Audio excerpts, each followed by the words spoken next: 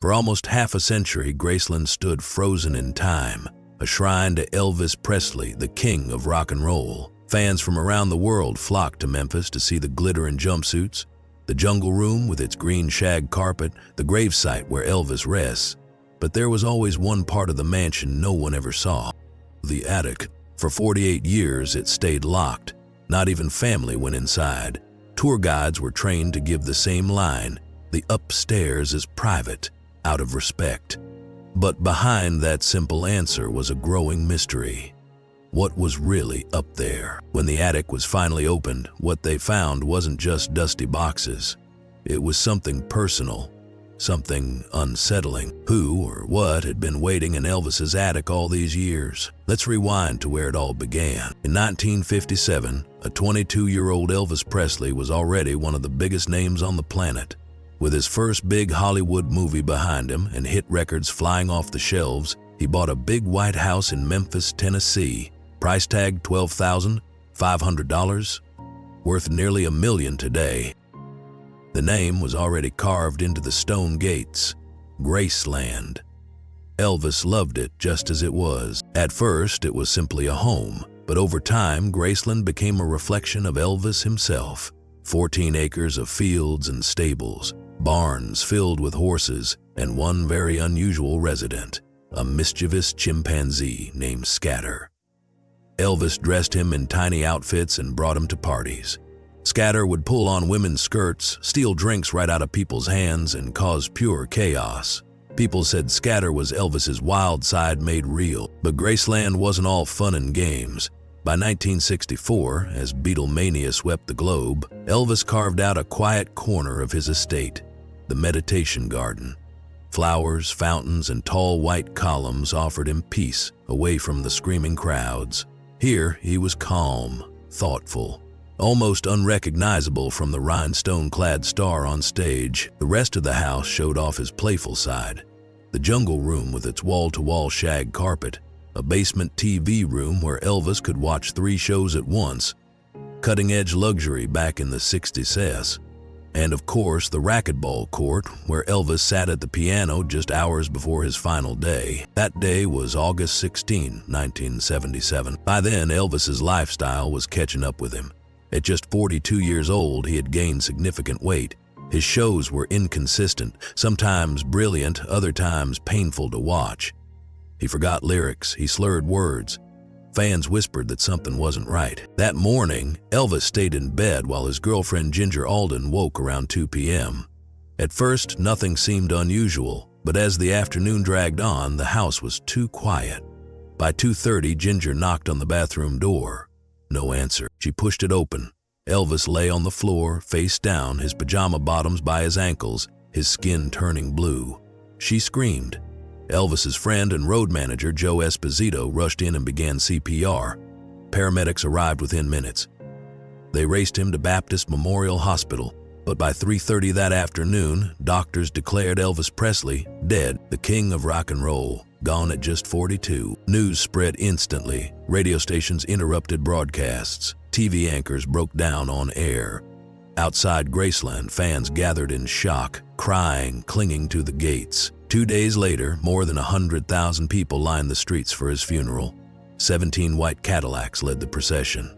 Elvis lay in a white suit and blue shirt. His father, Vernon, stood shattered with grief. His little daughter, Lisa Marie, clutched her mother's hand. But even in death, Elvis wasn't safe.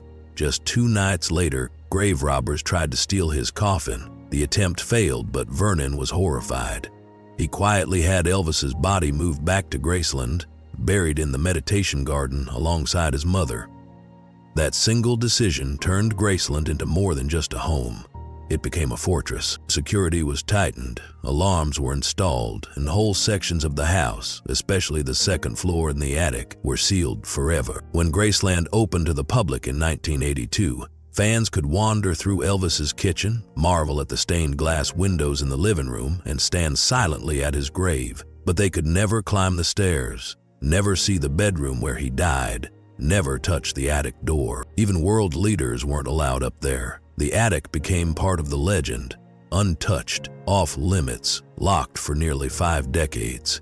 And that secrecy fueled another mystery: how Elvis really died. The official word was cardiac arrhythmia, a simple heart issue, but the autopsy painted a darker picture: an enlarged heart, a swollen liver, and high levels of prescription drugs in his system. His personal doctor, George Dr. Nick Nicopolis, had written Elvis more than 10,000 pills in just the last 8 months of his life. Almost 19,000 the year before. Painkillers, sedatives, amphetamines, you name it. It became unpredictable and anticipated successful too. So instead of going to sleep, when accused, Dr. Nick defended himself. He said Elvis had real health problems: glaucoma, chronic pain, gut issues from his Army years. He claimed he was trying to wean Elvis off drugs slowly. If I hadn't given him the pills, he argued, he'd have gotten them off the street. But investigators weren't convinced. In 1980, he was charged with overprescribing. Though acquitted, his medical license was eventually revoked. Years later, a new theory emerged. Author Sally Hodel suggested Elvis had a genetic condition called alpha-1 antitrypsin deficiency, which damages the lungs and liver. If true, Elvis may have been far sicker than people realized, self-medicating not just out of addiction but desperation. Still, the secrecy, the cover-ups, and the locked attic only deepened the legend. By the early 2000s, another story had taken over: that Elvis never really died. Sightings exploded. A man resembling Elvis, using the alias John Burroughs, an alias Elvis himself had once used, was reportedly spotted buying a one-way ticket to Buenos Aires the very day Elvis died. Fans swore they saw him working at Burger King in Kalamazoo, Michigan. Others claimed he pumped gas in Oklahoma or shopped in Nashville wearing a fake beard. Theories grew wilder. Some said he entered witness protection after helping the FBI. Others believed he faked his death to escape the pressure of fame. Conspiracy theorists pointed to his gravestone where his middle name, Aaron, was misspelled. Surely, they argued, his family wouldn't make that mistake unless Elvis wasn't actually in the grave. Tabloids ran Elvis sightings for decades. Websites and YouTube channels still debate whether a preacher named Bob Joyce is secretly Elvis in disguise. The mystery only grew, and with the attic locked away, people wondered if the truth was hidden inside. Then came 2024. Out of nowhere, a company no one had heard of, Nosani Investments, filed paperwork to auction off Graceland, claiming Elvis's granddaughter, Riley Q, had defaulted on a $3,800,000 0 cents loan. Panic spread through the Elvis community. Could Graceland, America's most famous rock and roll landmark, really be sold off to strangers? Riley Q fought back.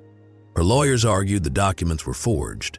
A Tennessee judge agreed, halting the sale just one day before the scheduled auction. No one from Nosani Investments even showed up to court. Graceland remained in Presley hands. And with that legal battle came a bold decision. For the first time in nearly 50 years, the attic would be opened. January 2025, archivists wearing white gloves climbed the narrow stairs. The key, untouched since 1977, slid into the brass lock. The door creaked open. Dust filled the air. For the first time in decades, light spilled into the attic. What they found wasn't junk. It was a time capsule. Boxes carefully labeled in Elvis's own handwriting. Tupelo, 1945, Army Days, Hollywood, Comeback Special, Vegas, and one marked only after 1977. Inside was Elvis's life story in fragments. His childhood teddy bear patched by his mother's hand, his high school yearbook full of encouraging notes, his mother's Bible filled with Elvis's handwritten prayers and questions, a leather jacket from Jailhouse Rock with a note tucked in the pocket. Wear this when you need to disappear. There were books on Eastern philosophy, margins scribbled with Elvis's questions about life and death, confidential medical reports hinting at heart trouble years before his death, and reels of tape marked practice sessions, 1976. When archivists played them, they didn't hear polished songs. They heard Elvis experimenting, mixing gospel, blues, and strange electronic sounds. And then, his trembling voice, alone, singing unchained melody. No band, no instruments, just Elvis, raw and fragile, facing his own mortality through music. Perhaps most heartbreaking was a stack of unopened fan letters. Some begged him to take care of himself. Others thanked him for saving their lives. Letters that sat sealed for nearly 50 years. The attic didn't reveal an escape plan or hidden double life. It revealed a man who saved his childhood toy, who questioned faith, who experimented with music right up to the end. A man torn between the superstar the world demanded and the fragile human being he really was. The king left the stage in 1977, but the story he left behind, that's still being written.